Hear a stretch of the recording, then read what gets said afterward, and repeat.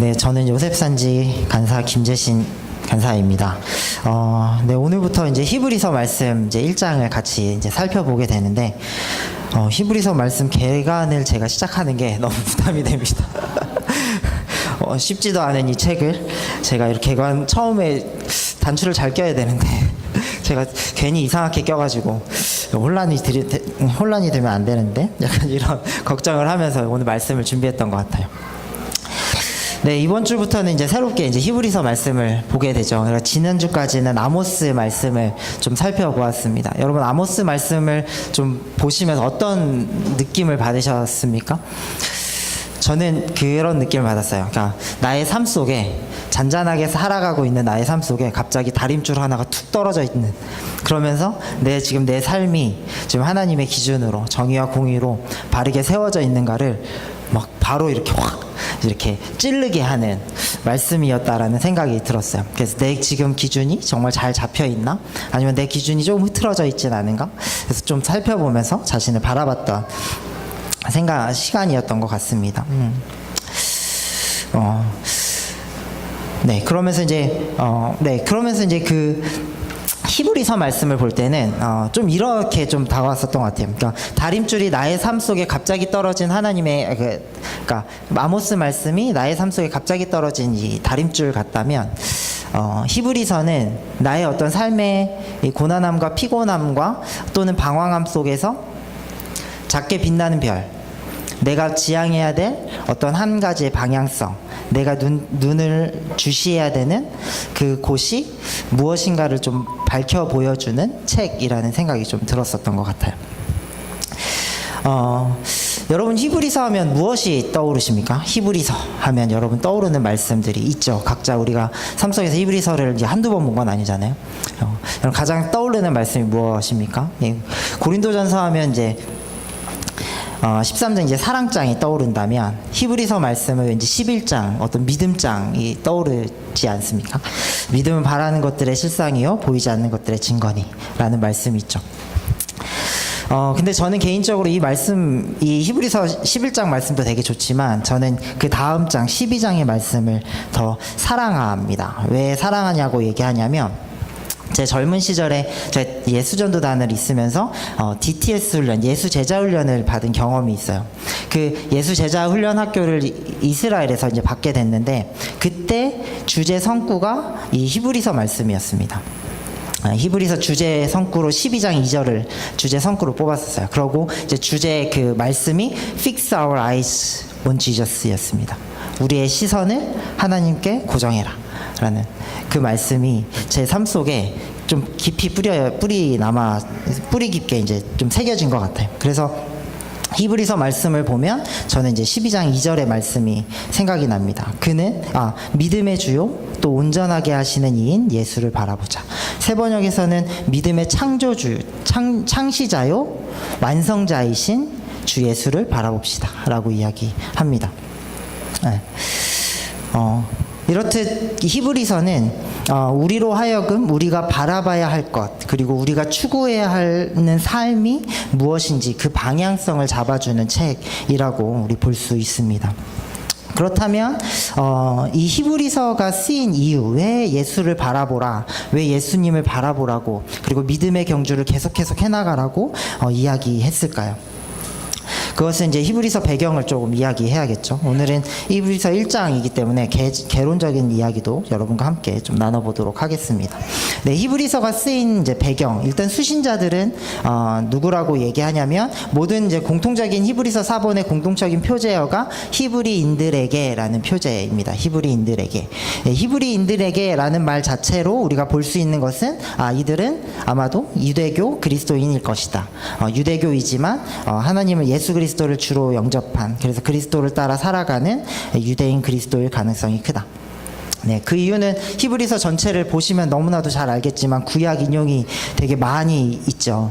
특별히 오늘 1장에서도 보면, 오늘 초등 예배, 유소년부 예배 때 손한호 선생님께서 질문했었던 내용인데, 히브리서 1장에는 구약 인용이 몇 번 됐을까요? 몇 번 됐을까요? 정답 사탕 이렇게 네, 7번 됐습니다. 7번에 네, 구약 인용이 될 정도로 많은 성경 말씀이 이제 인용이 되고 있어요. 그리고 그 성경 인용들이 다 이제 메시아가 누구인지를 되게 초점 맞추면서 이야기하고 있습니다. 네. 그렇기 때문에 아마도 이 수신자는 유대교 그리스도인들일 것이다. 그러면 어느 시대 속에 있었던 유대인 그리스도인일 것이냐, 그들의 상황은 어떠한 상황이었을 것이냐라고 이제 이제 살펴봐야 되는데, 대체적으로 많은 사람들이 그 연대를 AD 60년에서 70년 사이로 이제 보고 있습니다. 그렇죠? 이제 클레멘트 그 신학자이자 철학자가 2명 있어요. 저 이제 주석을 살펴보면서 알았는데 로마의 클레멘트가 있고요, 알렉산드리아의 클레멘트가 있습니다. 로마의 클레멘트가 90년대 후반에 살고 있었던 신학지 교부였고요. 알렉산드리아의 클레멘트는 1950년도에 알렉산드리아에서 있었던 신학자이자 철학자였습니다. 이 알렉산드리아의 클레멘트가 이제 히브리서를 직접적으로 이제 언급을 해요.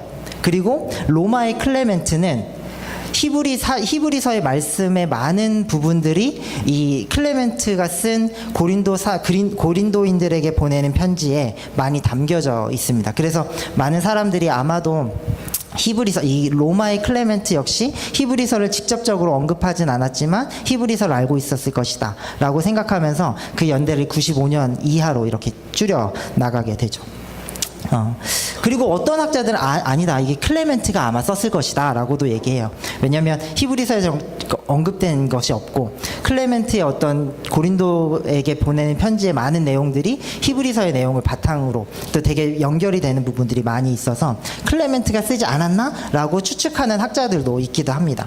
근데 이제 알렉산드리아의 클레멘트는 150년도에 이제 알렉산드리아의 클레멘트는 이 히브리서를 바울이 썼을 것이다라고 이제 이야기해요. 가장 가까운 연도에 이제 클레멘트 사람인 알렉산드리아의 클레멘트가 히브리서를 이제 바울이 썼다라고 이야기를 하죠. 그래서 그 이야기가 이제 쭉 그렇겠지라고 하면서 이제 많이 전승되어 왔는데 계속 연구를 해보면서 이거 알렉산드리아 바울이 쓰지 않았을 것이다. 이제 그런 이제 바울이 쓴 게 아닐 것이다라는 이제 이야기도 많이 나옵니다. 그러면서 이제 다양하게 이야기를 하죠.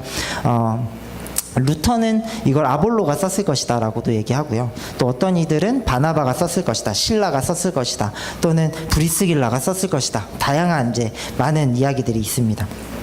어쨌든 누가 썼는지 모르겠지만 아마도 이 히브리서의 어떤 존재가 150년 이전에는 있었으니까 아마 1세기 때에 쓰여진 것일 것이다 라고 이제 생각을 하고 있고, 이제 두 번째로는 이제 박해에 대한 이야기가 여기에서 많이 나오게 되죠.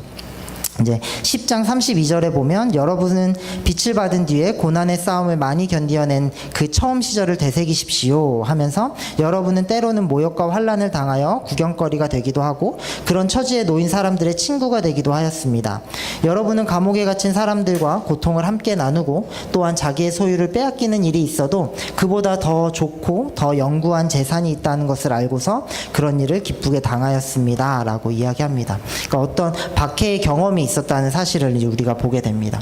그러면 1세기 때에 그리스도인들을 향한 박해는 몇 번에 있었는가? 이제 총 3번이 있었다라고 얘기해요. 첫 번째 있었던 것은 49년에 클라우디우스 치하에 있었을 때 첫 번째 박해가 일어납니다. 그 박해는 사도행전에 나오기도 해요. 브리스길라와 아굴라가 로마로 피신해 나오잖아요. 그때 그 박해가 이 클라우디우스 황제 때 그 박해였습니다. 그때 당시에는 그리스도인이기 때문에 그 사람들을 죽이진 않았어요.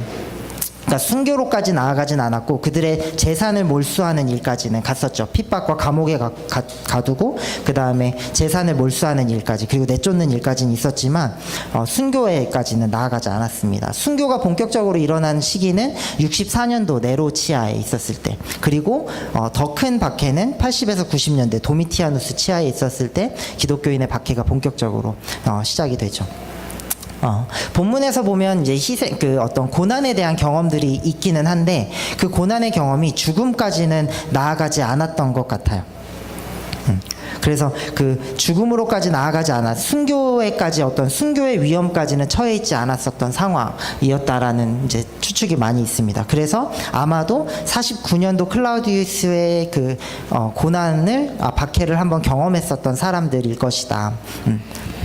라고 이야기를 합니다. 그리고 아마 순교 이전이니까 아마 순교에 대한 위협까지는 없었던 상황이기 때문에 네로 치아가 이제 막 시작되는 그 시점이 아니었을까라고 이제 추측을 해요. 그래서 60에서 70년대, 많게는 67년도까지 이렇게 잡기도 합니다. 자세하게 정할 때는. 그리고 중요한 것은 이 히브리서에 보면은 이제 희생제사에 대한 이야기가 많이 나오잖아요. 제사에 대한 많은 이야기가 나오는데 아마도 예루살렘 성전이 여전히 있었고 그 안에서 희생제사가 치러지는 그 상황이었을 것이다. 그렇기 때문에 희생제사에 대한 이야기도 나왔을 것이다 라고 얘기하면서 아직 예루살렘이 파괴되기 전인 60에서 70년대 사이로 이제 보게 됩니다. 그러면 그들의 상황은 어떠했을까? 아까도 얘기했지만 예수 그리스도를 믿고 여러 박해를 받아요. 아까 말씀에서도 얘기했지만 여러 박해를 받지만 이 박해를 기쁘게 또는 또 인내로 그 박해를 이겨냅니다. 그리고 그 박해 가운데서도 사랑하는 일을 멈추지 않아요. 계속 사람을 섬겼던 사람들입니다. 그러니까 하나님을 믿고 나서 되게 열정적으로 하나님을 믿었을 때 그 49년도에 일어난 어떤 박해 속에서는 그 박해를 잘 견디고 인내했던 사람들이었던 거죠. 근데 그 박해와 어떤 그 혼란, 그 박해와 환란이 계속 지속돼서 일어나고 있는 상황. 그리고 이제 60년대 후반 들어가면서 이제 본격적으로 어떤 박해가 또 시작될 것 같은 이 상황 속에서 이들은 조금 방황하기 시작합니다. 다른 교훈에 귀를 기울이기도 하고 또 자신의 믿음이 흔들리기도 합니다. 그들은 그 자신에게 하나님 예수 그리스도를 전하고 계속해서 하나님의 말씀을 전했던 그 어떤 뭐라 그래야 될까 리더들의 말을 잘 듣지 않아요. 그리고 다른 교훈에 이제 끌리는 상황이 됩니다. 그리고 많이 낙심해 있고 지쳐 있는 상황이었어요. 그런 상황들에 있는 그런 상황 속에서 이제 히브리서가 지어졌다, 이제 그 작성이 됐다라고 볼 수 있죠. 히브리서는 여러분 이제 많이 연구하셨지만 이게 편집글이라고 하기에는 첫 번째 문안 인사가 너무 없어서 이걸 편집글로 보지는 않습니다. 그리고 이 안에 있는 수많은 권면의 말들, 그러므로 뭐뭐 하십시오라는 권면의 말들과 어떤 설교 형식의 어떤 그 차용됐던 내용들이 그 순서, 설교문으로 쓰였던 방식의 어떤 글쓰기가 이 안에 존재해 있어서 많은 이들이 아마도 설교문을 이렇게 모아놓은 것일 것이다. 그런데 이 설교문을 마지막엔 또 문안 인사가 있잖아요. 아마 설교문을 모아서 편지 형식으로 전달해 준 것일 것이다 라고 이제 생각을 합니다. 네. 네, 그래서 히브리서 저자는 이 처음에 신앙이 있어서 열정이 가득했던 이 유대교 그리스도인들이 시간이 지나면서 계속된 어떤 박해와 환란 속에서 그 믿음이 흔들리고 좀 지침이 있는 이들에게 예수 그리스도를 바라보라고 이제 이야기합니다. 그 이유는 무엇일까요? 그것은 오직 예수님만이 모든 것들 위해 뛰어나신 분이기 때문이라고 이야기합니다. 제가 이 말씀, 히브리서 12장 2절의 말씀을 제가 2006년 DTS 훈련 때 처음 받았잖아요. 그때는 이 말씀이 너무 은혜로웠어요. 당연한 거였어요. 당연하고 다 마땅히 그래야지라는 거였어요. 제가 26년쯤에 정말 하나님을 다시 만나는 경험을 하거든요. 그리고 어떤 영적인 회복과 그 다음에 어떤 정말 사람을 사역하고 사랑하는 어떤 경험들을 경험하게 돼요. 그때 이제 이스라엘 가기로 결정도 했겠죠. 그러면서 이제 딱 갔을 때 예수 그리스도를 바라봐라 라는 말이 저한테 너무나도 강렬하게 다가왔던 것 같아요. 그렇지, 내가 예수 그리스도를 바라봐야지. 난 예수 그리스도를 바라보며 뭐든지 할 수 있어 난 어떤 환란 속에서도 어떤 어려움이 처해도 나는 예수님만 바라볼 거야. 막 그때는 그런 생각을 했어요. 막 이렇게 선교사로도 막 가고 싶다 이런 마음이 있었으니까. 저는 그때 캐리어 2개만 있으면 어디든 갈 수 있다. 나는 캐리어 2개만 가지고 어디든지 따라갈 수 있는 아내만 있으면 된다. 이런 마음이었는데 다행히 그때는 아내를 모르고 있었대요. 그래서 참 다행이라는 생각이 들긴 합니다. 어쨌든 그때 이제 캐리어 2개를 얘기했을 때는 하나는 옷가방이었고 하나는 한국 음식이었어요.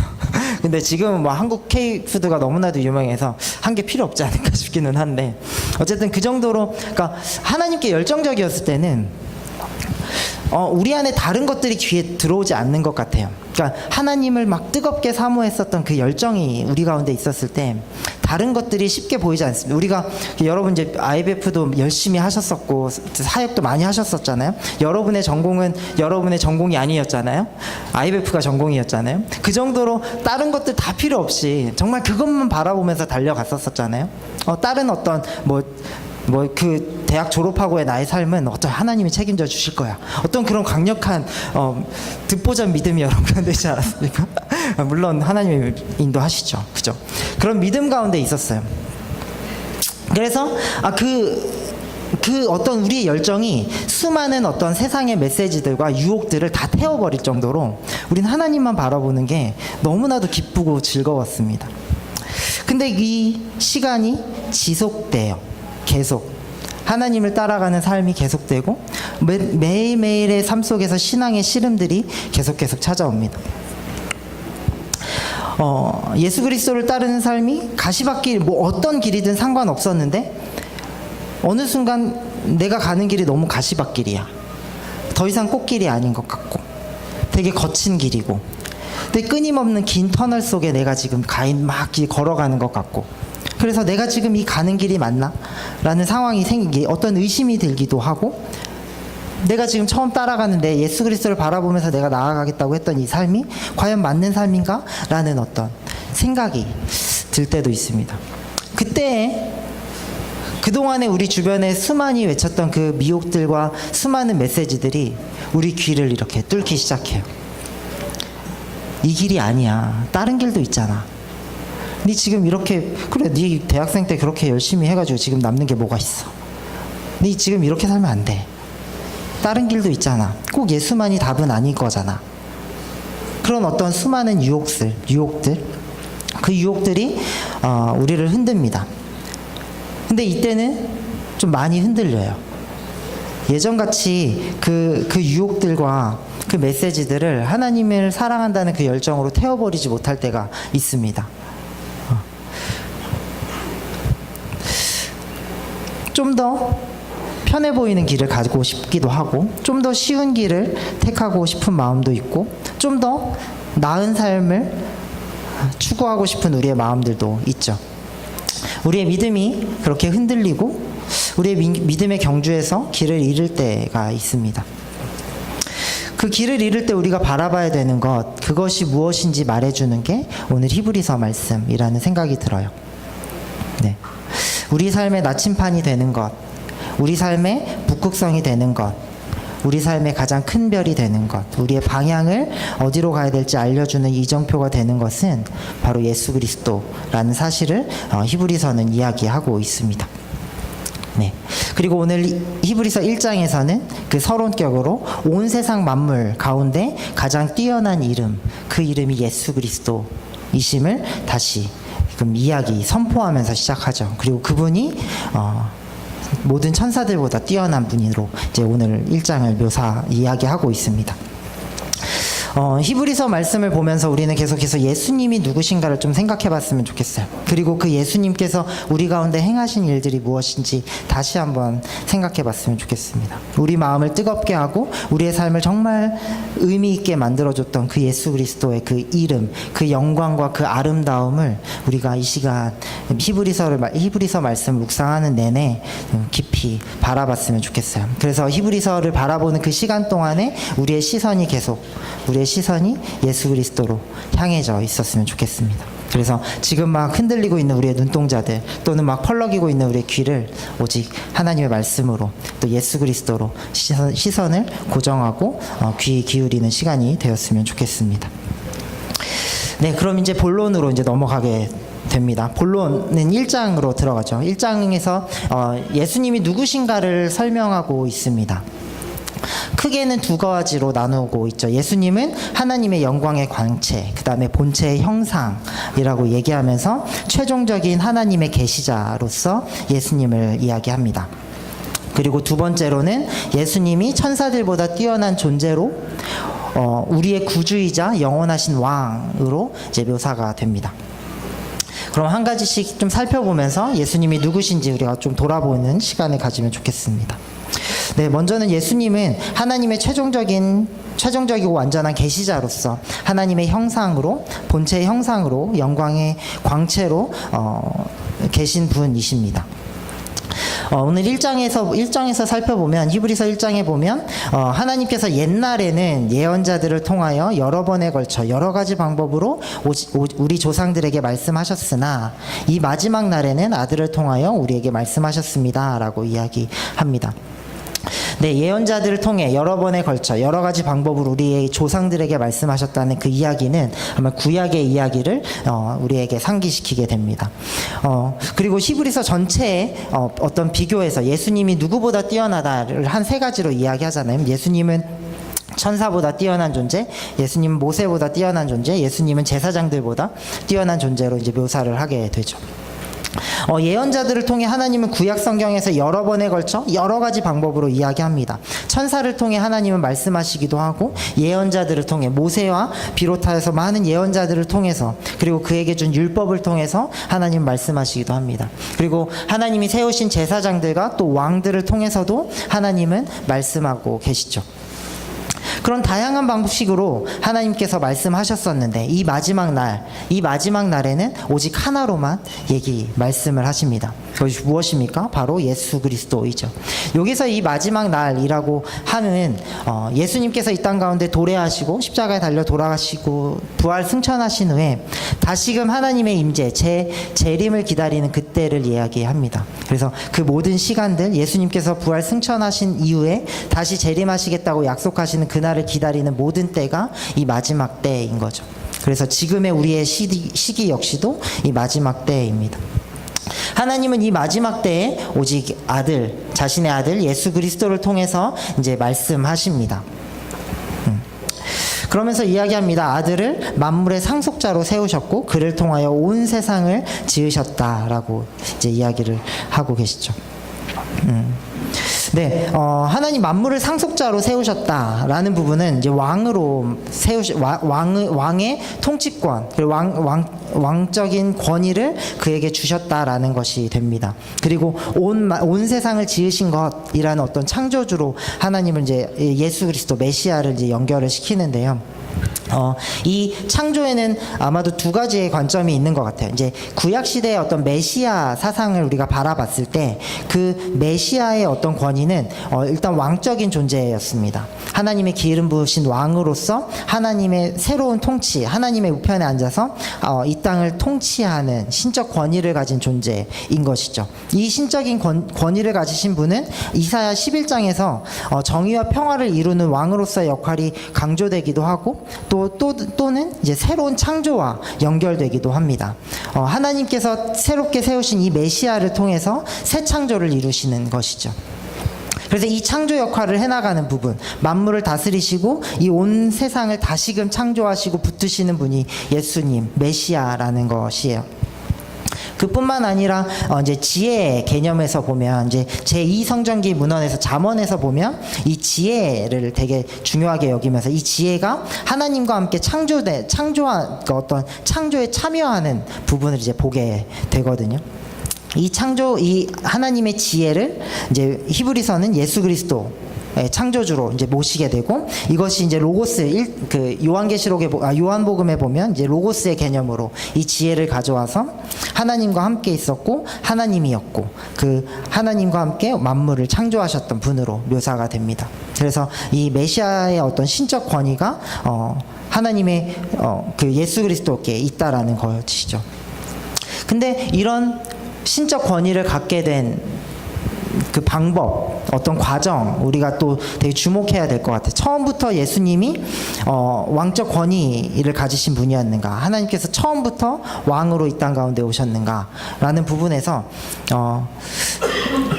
이제 2장에서도 나오고 또 계속 완전한 제사, 희생제물로도 이야기하지만 예수님께서 그 완전한 신적 권위, 하나님의 오른편, 하나님의 우편에 앉아 계시는 앉아 계시고 그래서 온 우주 만물을 다스리시는 분이 되시기까지는 무엇이 있었습니까? 바로 십자가의 죽음과 부활이 있었다라는 것이죠. 예수님의 십자가와 부활을 통해서 예수님은 신적 권위를 부여받게 되고 이 땅 가운데 온 세상의 메시아 왕이 되시고 영원히 온 만물을 다스리시는 주가 되셨다라고 얘기합니다.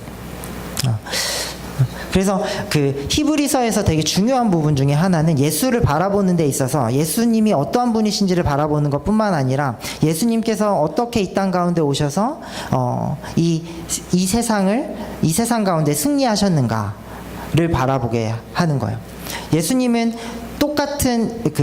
예수님은 하나님의 아들, 하나님의 형상임에도 불구하고 자신을 낮추고 십자가에 달려 죽기까지 하나님께 순종합니다.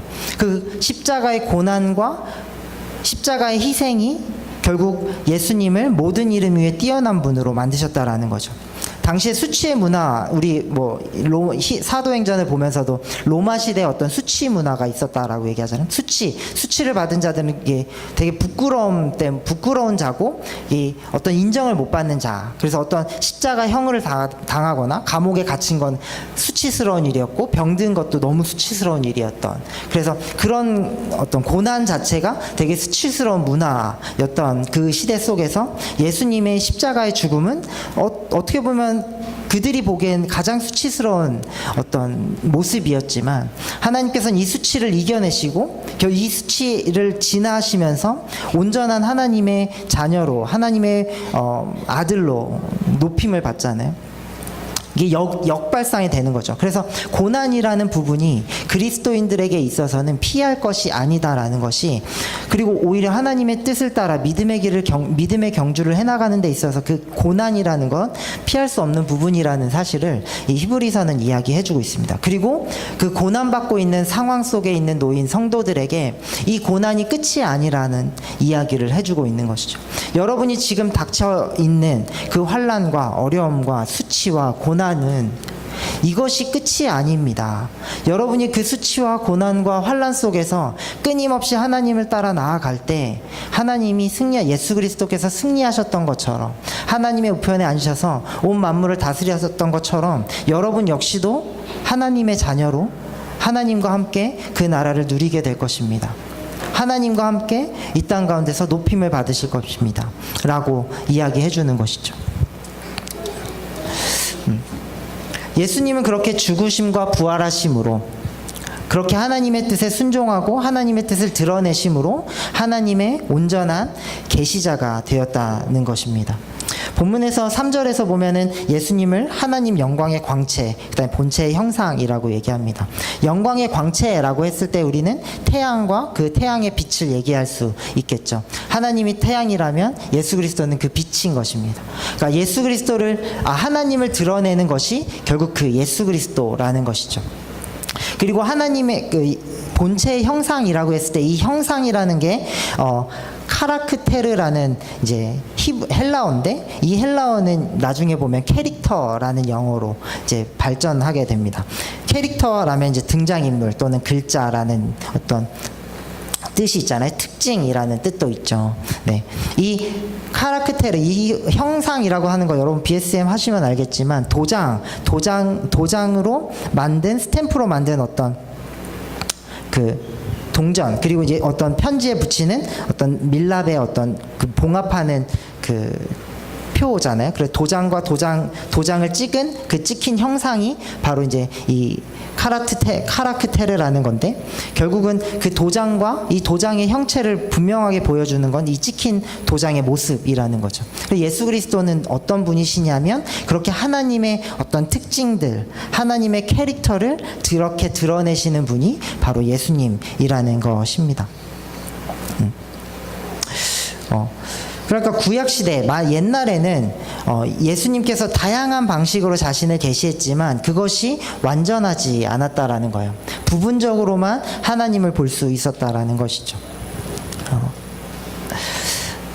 우리 역시도 다양한 계시 가운데 하나님을 경험하게 됩니다. 창조 세계 속에서, 또 지으신 하나님이 지으신 인간들 속에서, 그리고 또한 천사들의 천사와 예언자, 또 제사장을 통한 계시, 말씀을 통해서 우리는 하나님을 볼 수 있어요. 하지만 그것도 부분적일 뿐일 수 있다라는 것입니다. 우리가 하나님을 온전히 알기 위해서, 하나님을 분명히 보기 위해서 우리가 주시해야 되는 것은 바로 예수 그리스도라는 것이죠. 예수 그리스도의 생애와 그 사역을 통해서 우리는 그 하나님의 모습, 하나님의 본질이 무엇인지를 보게 됩니다. 사랑과 자비, 정의와 공의, 그 다음에 그 거룩함을 보게 되는 것입니다. 예수님을 통해서 우리는 하나님께로 더 깊이 나아갈 수 있는 것이죠.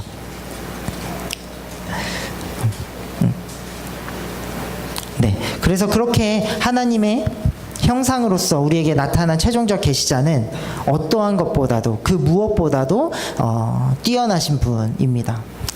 그것이 이제 두 번째로 나타나는 천사들보다 뛰어난 분으로 이제 묘사되죠. 첫 번째입니다. 많은 뛰어난 분들 중에 가장 먼저 천사들을 이야기하고 있죠. 왜 천사들을 먼저 이야기했을까? 천사들이 왜 그 당시에 어떤 의미가 있었을까? 좀 살펴봅니다. 구약 성경에 보면 이제 천사는 하나님의 대리하는 이제 특별한 존재이죠. 시내산의 어떤 그 구약에서 이스라엘 백성들이 정말 중요하게 여기는 어떤 모세 그 출애굽 사건에서도 보면 예수님께서 그 말씀을 전해 주실 때 하나님의 천사를 통해서 모세에게 말씀을 전해 줍니다. 그런 하나님의 대리자였던 것이죠. 근데 이제 이 천사에 대한 것들이 천사론이 이제 정말 본격적으로 이렇게 이제 뭐라 그래야 될까? 크게 발달되는 시기가 있었습니다. 그때가 언제냐면 바벨론 포로기 그 이후에 유대교 안에서였어요. 제2성전기 때 이 천사론이 막 이제 크게 발달이 됩니다. 이제 우리 천사들을 보면 이제 여러 가지 이름이 있는 천사들이 있고 이름이 없는 천사들도 막 있잖아요. 구약 성경에 보면 이제 이 유대교 안에서 이 천사들을 구분하기 시작해요. 천사의 세계를 보면서 이 천사의 세계도 위계가 있더라라고 얘기하면서 이제 가브리엘 또 미가엘 이렇게 이름이 있는 천사들은 좀 뛰어난 천사들. 그리고 요한계시록에서 보면 힘센 천사라고 불리는 존재가 있는데 그런 존재들은 좀 계급이 높은 천사들이라고 얘기하면서 이제 어떤 천사들의 계급들을 만들어놔요. 그 유대교 안에서. 그것들이 이제 계속 발달이 됐겠죠. 유대교 안에서는 자연스럽게 흘러갔었을 것입니다. 그런 상황 속에서 몇몇 소수의 유대인들이 천사를 숭배하기 시작해요. 천사 숭배 사상이 막 그때 당시에 일어나기 시작합니다. 네. 그래서 이제 천사들을 되게 위대한 존재로 또 하나님의 말씀을 대언하는 존재로 되게 여겼었던 거죠. 그리고 이 상황 속에서 이 히브리서의 수신자들의 어떤 상황 속에서 이 천사들을 예수 그리스도 역시도 예수가 메시아가 아니라 그냥 하나의 천사에 불과할 것이다. 천사 중에 하나일 것이다. 라고 이제 얘기하는 목소리들이 나오기 시작합니다. 그래서 그 당시에 예수 그리스도를 그냥 많은 천사들 중에 하나로 이제 치부하려는 어떤 사람들을 향해서 이제 하나님 그렇지 않다. 예수 그리스도는 그 천사보다 뛰어나신 분이다라는 것을 이제 구약 말씀들을 이제 인용하면서 이제 설명을 합니다. 여기서 여러 가지 말씀이 이제 인용이 되는데 시편의 말씀, 사무엘 하의 말씀, 그다음에 신명기의 말씀, 그다음 시편 이런 말씀들이 이제 나오는데 이 말씀을 보면 이렇게 메시아 이 구약 성경의 그 자체의 내용을 보면 그 문맥을 그냥 보면 첫 번째로 보면 너는 내 아들이다 내가 오늘 너를 낳았다라는 이 본문은 시편 2편 7절의 말씀을 이제 인용한 것이잖아요. 이 원래 의미는 이스라엘의 왕의 즉위식 때 사용됐던 시예요. 이 시편 2편이. 그래서 왕이 어떠한 분이신가? 그러니까 이스라엘의 왕이 하나님의 아들로 인정받는다라는 의미를 갖고 있는 어떤 내용이었습니다. 그래서 다윗 왕조의 왕이 하나님의 특별한 보호와 인도를 받는 어떤 의미로서 너는 내 아들이다. 오늘 내가 너를 낳았다라는 말씀이 시편에서 이제 고백되고 있는 것이죠. 이제 이것들을 신약 시대에서 그리고 예수님을 연결시켜 가지고 다윗의 후손으로서 예수 그리스도는 하나님의 약속을 성취하는 분, 그리고 그분의 신성과 그가 메시아임을 드러내는 어떤 메시아적 예언의 성취로서의 구절도 이제 사용이 되기 시작합니다. 이것은 아마도 당시 당시 이제 1세기 유대교 안에서 가지고 있었던 메시아 사상을 가지고 있었잖아요. 메시아 사상이 이 신약 구약 성경들을 막 해석하는 가운데 이런 메시지들을 보니까 이것이 하나님이 우리에게 보내주실 메시아의 어떤 예언인 것이다라고 이제 생각을 하게 됩니다. 그리고 그 메시아에 대한 어떤 예언적인 메시지들을 좀 정리하기 시작하죠. 그 유대교 안에는 그런 메시아의 사상에 대해서, 그리고 구약의 어떤 말씀들이 이 메시아 사상과 연결이 되는지 어느 정도 정리가 되어 있는 상황이었어요. 이 모든 것들을 이제 예수 그리스도 이후에 이 메시아적 상황은 이제 예수 그리스도와 연결시키게 되는 거죠. 그래서 많은 이들이 이제 이미 이 사람들 아마 이 히브리서의 어떤 수신자들은 이 내용들을 알고 있었을 거예요. 메시아의 사상, 당시 우리가 가지고 있었던 메시아 사상이 어떻게 예수 그리스도와 연결되는지 알고 있었던 사람들일 것입니다. 그러니까 아마 이 말씀에 대한 구체적인 어떤 해석과 설명을 약간은 생략했겠죠. 그래서 이것을 바로 이제 메시아, 예수 그리스도가 메시아라는 사상과 연결시키는 것 보면 아마 이것은 이미 이들 안에서 공유되었던 예수 그리스도가 구약의 예언의 성취자라는 사실을 어떤 연결시켰던 어떤 과정들이 그 안에 있었던 것 같아요. 그래서 이제 예수님을 하나님의 신적 하나님의 아들로, 그리고 하나님이 이 땅 가운데 보내신 메시아로, 그리고 하나님의 통치를 따르는 구원자로서 하나님께서 기름 부음 받은 자가 바로 예수 그리스도다라는 사실을 이 본문들을 인용하면서 이제 설명을 하고 있습니다. 이제 반면에 이제 천사들에 대해서 이야기할 때는 천사들에 대한 본문들을 가져오면서 천사들은 단순히 하나님의 뜻을 수행하는 존재일 뿐이지 그들이 하나님의 아들이라거나 하나님께서 기름을 부은 자들은 아니다. 그들은 단지 하나님의 뜻을 수행하는 자들일 뿐이다 라고 얘기하는 것이죠. 그리고 그와 반대로 예수님은 하나님의 뜻을 수행하는 자 이상으로 하나님께서 기름 부으신 자고 하나님께서 그 신적 권위를 부여한 자다라는 사실을 여기에서 이야기하고 있습니다. 그렇게 신적 권위를 받으신 분, 천사와 다른 그 분은 영원한 구주이자 왕으로 이제 나타나게 됩니다. 이제 8절과 9절에 보면 이 말씀 역시도 시편 45편 6절에서 7절의 말씀을 이제 가져오는 건데, 그 메시아, 이 땅 가운데 오신 메시아, 그 하나님의 뜻을 이룬 그 메시아는 이 땅을 어떻게 다스리시는지에 대해서 나와요. 이것은 원래 왕의 결혼식 때 사용하는 시였고, 이 왕의 정의와 공의를 찬양하는 내용의 시였습니다. 이것이 지금은 예수와 연결돼서 그가 예수님만이 영원한 왕이시고 하나님 보좌에 앉아 통치하신다는 것이죠. 그리고 그분의 통치는 정의롭고 공의로운 통치이다라고 얘기합니다. 그리고 그 통치는 단순히 한 시대로만 끝나는 것이 아니라 영원 무궁할 것이다 라고 얘기하는 본문이 바로 이 8절, 9절, 그 다음에 10절, 12절의 이야기입니다. 네. 그렇게 예수님은 창조주이시고 모든 만물을 붙드시는 분이시고 그 말씀의 능력으로 세상을 유지하시는 분이신 거죠. 그분은 영원한 분이고 불변하는 분이고 그래서 우리의 소망과 믿음의 중심이 되는 분이라는 사실입니다. 네. 이 예수의 존재를 우리가 좀 더 깊이 좀 묵상했으면 좋겠습니다. 오늘 수찬 형제가 이제 찬양하기 전에 우리의 삶이 전쟁터라고 이야기했잖아요. 되게 고개가 끄덕여지시는 분들도 많을 거예요. 그리고 오늘 기도해 주신 정민 형제의 기도 제목 안에서도 참 많은 어려움 가운데 처해 있는 성도들이 있고 또 사람들, 이웃들이 있습니다. 그런 삶 속에서 그냥 단지 만약에 예수가 그냥 수많은 이야기, 메시지 속에서의 그냥 단지 하나, 그냥 원 오브 댐이라면, 천사 중에 하나로 여기려고 유혹받는 이 수신자들의 상황 속에서처럼 그냥 예수 그리스도가 우리의 삶에 수많은 가치들과 수많은 이데올로기와 수많은 가치들의 그냥 하나의 존재라고 생각된다면 우리는 이 믿음의 경주를 완주할 수 있을까요?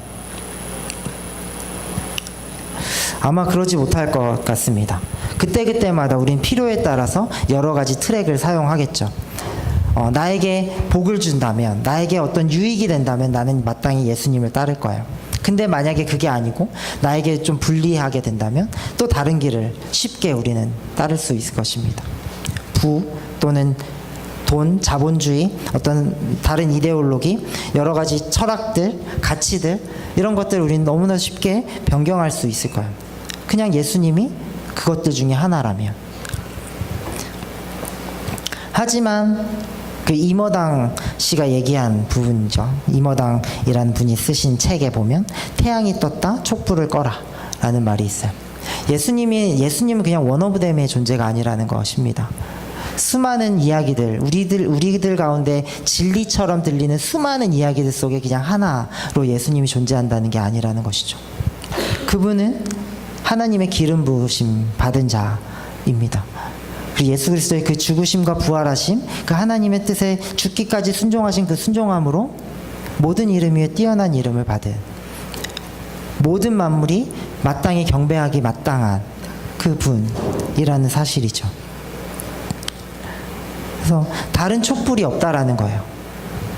그냥 예수님도 그냥 촛불의 일부가 아니라는 거죠. 그분은 빛나는 별이고 태양이라는 것입니다. 그렇다면 우리가 꺼야 될 것들은 무엇일까? 우리가 귀를 닫아야 되는 것, 우리가 눈을 돌려야 되는 것은 무엇일까? 그 수많은 촛불들이지 않겠습니까? 우리 주변에 진리라고 외치는 거짓 메시지들, 그 메시지들에 속지 말고 현혹되지 말고 온전하신 주를 바라보기를 소망합니다. 그 나라는 이 땅 가운데 임했고 그 나라는 지금도 존재하고 그 나라는 마침내 승리할 것입니다. 여러분 그 소망이 있으십니까? 그 믿음이 있으십니까? 네. 그 믿음은 저절로 만들어지는 건 아닌 것 같아요. 그래, 내가 믿자 이런 결단이 아닌 것 같아요. 이 믿음은 어디로부터 나오느냐? 예수 그리스도를 바라볼 때, 우리의 시선이 계속해서 예수 그리스도를 향해 있을 때, 그때 그것이 우리의 믿음이 되고 우리의 소망이 되는 것이라는 거죠. 네. 우리가 바라봐야 될 지향점, 그것은 사라져 없어질 어떤 것들이 아닙니다. 그 모든 것들은 사라진다라고 얘기하고 있어요. 10장에 보면, 11절에 보면 옷처럼 낡은 모든 것들은 옷처럼 낡아버릴 것이라고 이야기합니다. 모든 것들은 헛되고 헛된 그냥 바람을 잡는 것과 마찬가지일 거예요. 하지만 예수 그리스도만큼은 우리 손에 잡히는 빛나는 보석이라는 것이죠. 그래서 우리가 계속해서 이제 히브리서 말씀을 볼 거잖아요. 그 말씀을 볼 때 우리의 시선이 계속해서 예수님을 향했으면 좋겠습니다. 몇 주가 될지 모르고 몇 달이 될지 모르겠지만 이 히브리서를 묵상하면서 계속해서 우리 마음 가운데 우리의 마음의 고정이, 우리의 시선이 예수께로 고정되면 좋겠습니다. 그럴 때 우리의 방향이 새롭게 보이기 시작할 거예요. 지금 내가 가는 길이 맞는지 보게 될 것입니다. 네.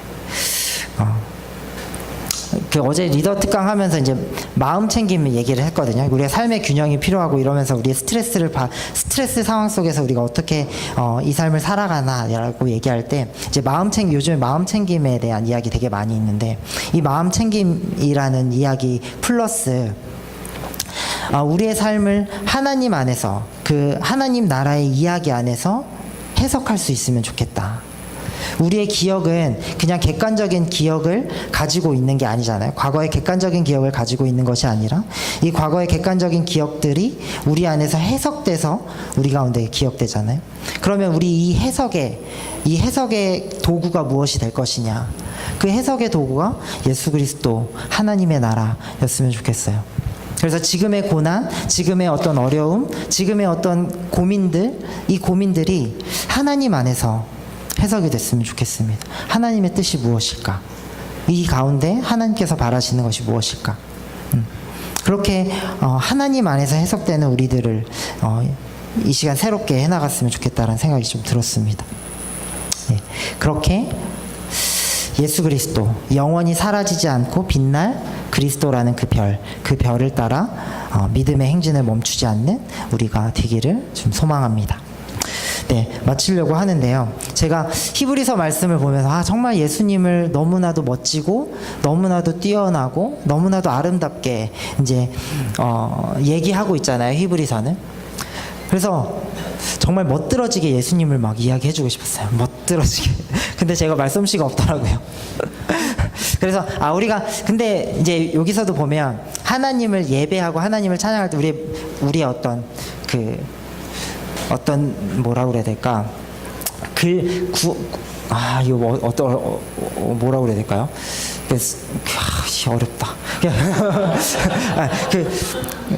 뭔가를 아름답게 표현하기 있어서, 그리고 되게 아름답게 어떤 것을 표현하는 데 있어서 되게 좋은 방법은 시라는 생각이 들었어요. 시와 찬양.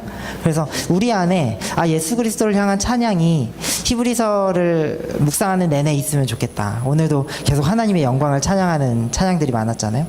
우리가 그렇게 하나님을 찬양하고 하나님을 바라보는 그런 시간들이 우리 안에, 그리고 우리 마음속에 그렇게 계속 묵상되고 또 노래되면 어떨까. 그렇다면 자연스럽게 우리의 시선이 계속 하나님께로 고정될 수 있지 않을까라는 생각을 하면서 같이 찬양으로 마무리를 하면 좋겠다라는 생각이 들었습니다. 그래서 주의 아름다움은 말로다라는 찬양 여러분과 함께 같이 나누고 기도하고 마치면 좋겠습니다.